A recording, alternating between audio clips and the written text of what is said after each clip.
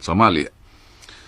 Gudoomiyaha ururka USC General Maxamed Faarax Caydiid ayaa waxa uu sheegay in madaxweynaha ku meel gaarka ah Soomaaliya Cali Mahdi uu soo abaabulay oo uu ka dambeeyay rabshadihii ugu dambeeyay ee magaalada Muqdisho ka dhaca si markaasi looga takhaluso General Caydiid. inkasta oo dagaalkan ugu dambeeyay uu ku dhamaaday xabadjoojintii la gaaray habeenkii Salaasadii, General Caydiid haddana waxa uu ku celiyay dalabka uu dalbanayo in madaxweynaha ku meel gaarka ah uu jagada iska casilo. waraysi afka Ingiriisiga ah oo lala soo yeeshay generaalka ayaa waxaa dhageysatay gabadha la yiraahdo Heba Saalax ka gadaalna waxa inooga diyaarisay warbixintan. General Caydiid waxa uu sheegay in dagaaladan ugu dambeeyay ay bilaabmeen bishan shanteedii kadib markii ay xarunta ururka USC soo weerareen ciidamo raacsan Cali Mahdi oo isticmaalaya hub fudud iyo qoryaha artillerigaba.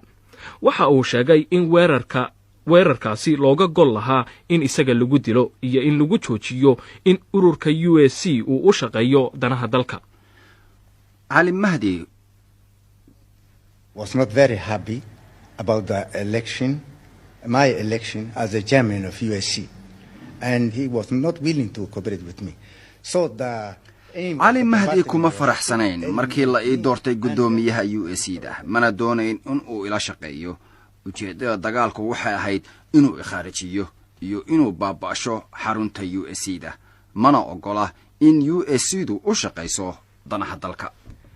General Caydiid waxa uu ku celiyay baaqiisii uu ku dalbanayay inuu iscasilo Master Mahdi. waxaanu sheegay General Caydiid in ay taasi khasab noqotay sababtoo ah Cali Mahdi oo aan awood u lahayn inuu ammaanka ku soo celiyo caasimadda, iyo iyadoo sababta kalena tahay isagoo aan si dimuqraadiyad ah loo dooranin. I believe he have to resign. I'm insisting because we have to save our country.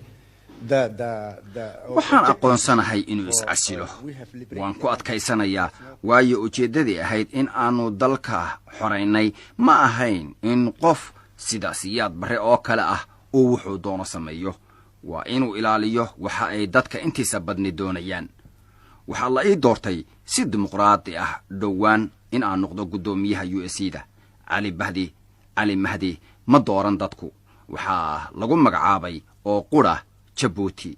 waayo waa inay u doortaan dadku si dimuqraadi ah ee ma aha inuu awoodda ama xukunka meel kale oo sharci darro ah kaga yimaado. inkastoo uu aqbalay xabadjoojinta, haddana General Caydiid waxa uu arrinta u arkaa inaan weli la xalilin.